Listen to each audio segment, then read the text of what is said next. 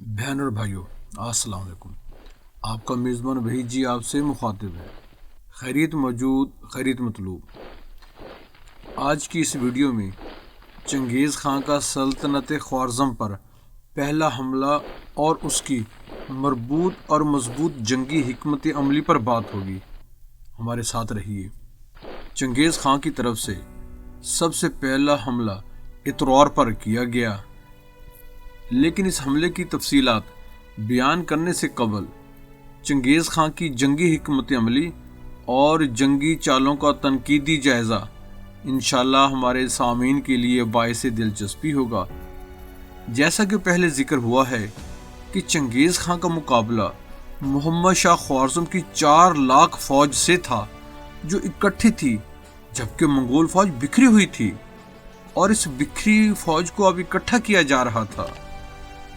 چنگیز خان اور اس کے جرنیلوں کو یہ خطرہ تھا کہ خوارزمی فوج کہیں سایر دریا پار کر کے بکھرے منگولوں کو چن چن کر ختم نہ کر دیں۔ اس خطرے کے پیش نظر جیبی نوئین، جو کارا خطائی کا فاتح تھا، ان راستوں کی کڑی نگرانی پر مامور تھا۔ باوجود یہ کہ جیبی نوئین میں بعض کی سی پھرتی تھی، چنگیز خان نے مزید کمک جیبی کے لیے روانہ کی۔ یہ چال جنگی کم اور سیاسی زیادہ تھی۔ اس کا مقصد خوارزمیوں کی توجہ ہٹانا تھا تاکہ وہ اپنے بڑے لشکر کو تقسیم کر دیں، اور ہوا بھی ایسے ہی۔ محمد شاہ چنگیز خان کی اس چال کو سمجھ ہی نہ پایا، حالانکہ جوچی کے پاس کوئی عظیم لشکر جرار نہیں تھا۔ اس کو ہدایات دی گئی تھی کہ وہ محمد شاہ کے دائیں طرف سے آگے بڑھے گا اور صرف حملے کا ڈرامہ کرتے ہوئے اس کی توجہ اپنی طرف کرے گا۔ جب محمد شاہ اس کا تعاقب کرے گا تو وہ پیچھے ہٹ کر پہاڑوں اور تنگ گھاٹیوں کی مخصوص جگہوں میں پناہ لے گا۔ چنانچہ جوجی نے موسم بہار میں کوچ کیا۔ اس نے 13,000 فٹ کی بلندی پر واقع دروں اور 5-5 فٹ گہرے برف میں سے گزرنا تھا، جو بذات خود ایک انتہائی کٹھن سفر تھا۔ جتنا زور اور مشقت اس نے اپنے ساتھیوں سمیت اس سفر میں اٹھایا، وہ محمد شاہ کی فوجوں سے جنگ لڑنے سے زیادہ کٹھن تھا۔ خوراک کی کمی اور سفر کی تھکان نے انہیں چور چور کر دیا تھا، لیکن ان کا مرال خوارزمیوں سے بہت بلند تھا۔ مہم جوئی کی اس سطح سے چنگیز خان کے جذبے کی پختگی کا اندازہ کیا جا سکتا ہے۔ خاقان اعظم کا خیال تھا کہ خوارزم کے خلاف مہم نہ جانے کس قدر طویل ہو، کون ہارے کون جیتے۔ اس مہم سے قبل اطراف میں موجود دشمن ریاستوں میں سے مخالفوں کا صفایا کیا جائے۔ چینی ترکستان پر کشلک کی حکومت تھی۔ اس کی زیر نگین مسلمان رایا، جو کاشکر اور ختن میں آباد تھی، اس سے ناخوش تھی۔ ان حالات میں جب اسے خبر ملی کہ تاتاریوں کا خاقان اعظم اس پر لشکر کشی کرنے آ رہا ہے، تو اس کے سامنے 2 محاذ تھے، ایک بیرونی محاذ اور ایک اندرونی محاذ۔ دونوں محاذوں پر جس بہادری، جوان مردی اور با تدبیری کی ضرورت تھی، اس کا کشلک میں فقدان تھا۔ چنانچہ اس نے بہتری اسی میں جانی کہ ملک چھوڑ کر جان بچائے۔ چنانچہ وہ فرار ہو کر بدخشاں کی حدود میں واقع ایک وادی میں گھس گیا۔ شومی قسمت، مغلوں کا ایک لشکر اس کی تلاش میں بدخشاں پہنچا تو شکاریوں کی ایک جماعت نے چند اجنبی فوجیوں کی علاقے میں نشاندہی کی، جس نے لشکریوں کے لیے ان بھگوڑوں کی تلاش آسان بنا دی۔ کشلک جلد ہی اپنے ساتھیوں سمیت گرفتار ہوا۔ اسے چنگیز خان کے پاس بھیج دیا گیا، جس کے حکم پر سب کو قتل کر دیا گیا۔ کشلک کے انجام سے فارغ ہو کر چنگیزی فوج توق توغان کی طرف بڑھی۔ کاشکر کے صوبے میں توق توغان اور توشی کا آمنا سامنا ہوا۔ توق نے شکست کھائی۔ اس نے بھی کشلک کی سی حکمت عملی بہتر جانی، حالانکہ اسے کشلک کے انجام کا پتہ چل چکا تھا۔ بہرحال توق بھاگ کر سرحدی چوکی جند کی طرف بڑھا۔ اب وہ سلطان علاء الدین محمد خوارزم شاہ کی قلم رو میں داخل ہو چکا تھا، جیسا کہ قبل ازیں ذکر ہوا ہے کہ ہونی ہو کر رہتی ہے۔ سلطان اس وقت اسی علاقے کے قرب و جوار میں موجود تھا۔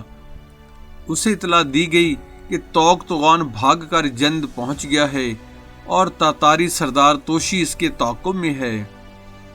سلطان اس وقت جوش میں توق توغان کو روکنے اور توشی کو سبق سکھانے کے لیے اپنی سرحد عبور کر کے چنگیزی ریاست کے صوبے کاشغر کے اسی مقام تک پہنچ گیا جہاں توشی اور توق توغان کی مدبھیڑ ہوئی تھی۔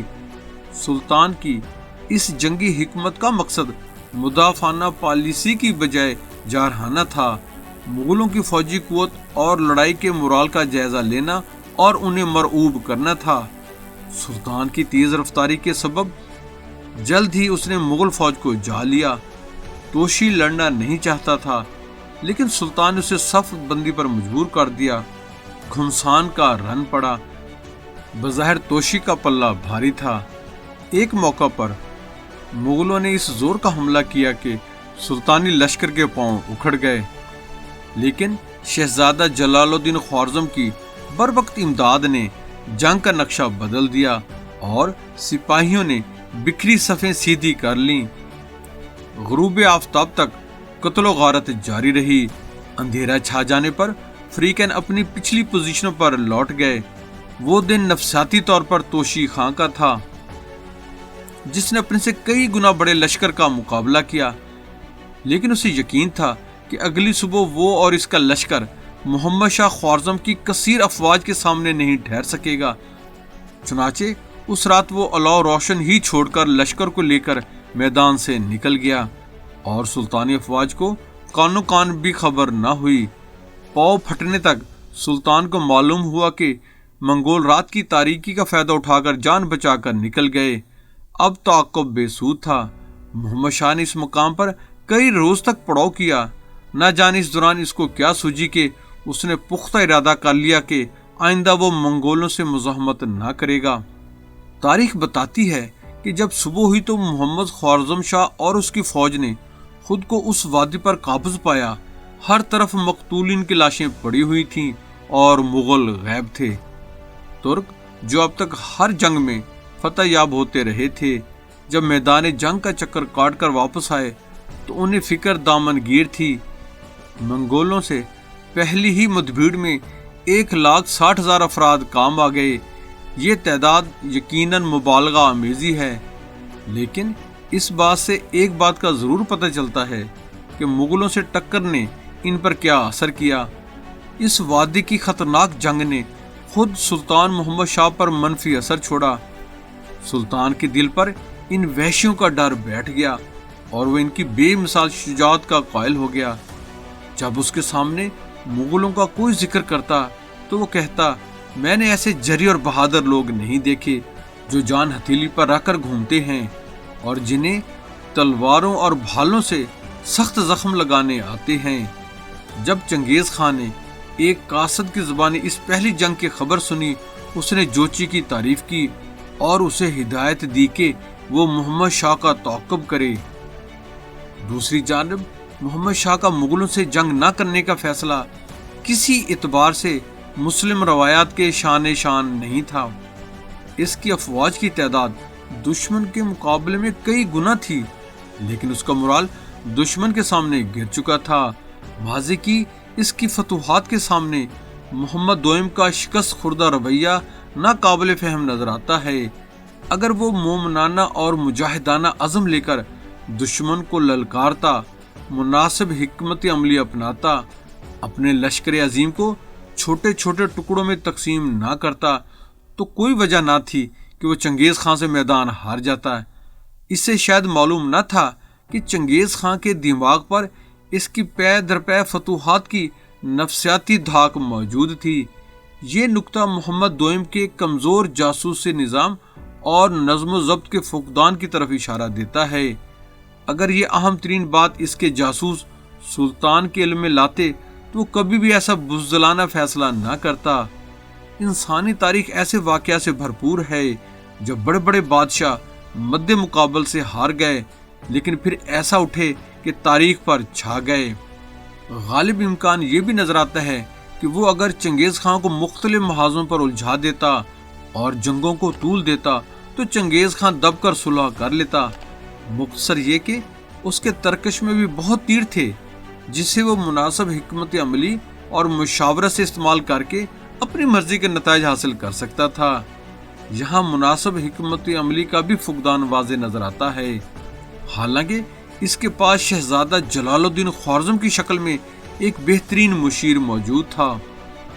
بہن اور بھائیوں، اگر آپ ہمارے YouTube channel history by Waheed ji پر نئے آئے ہیں تو ہم آپ سے ملتمس ہیں کہ ہمارے چینل کو سبسکرائب کر کے بیل آئیکن پر کلک کر لیں، آل کو چیک ان کر لیں، ہماری ویڈیوز کو اپنے حلقہ احباب میں شیئر کریں، کمنٹس باکس میں اپنی قیمتی آراء سے ہماری رہنمائی فرمائیں۔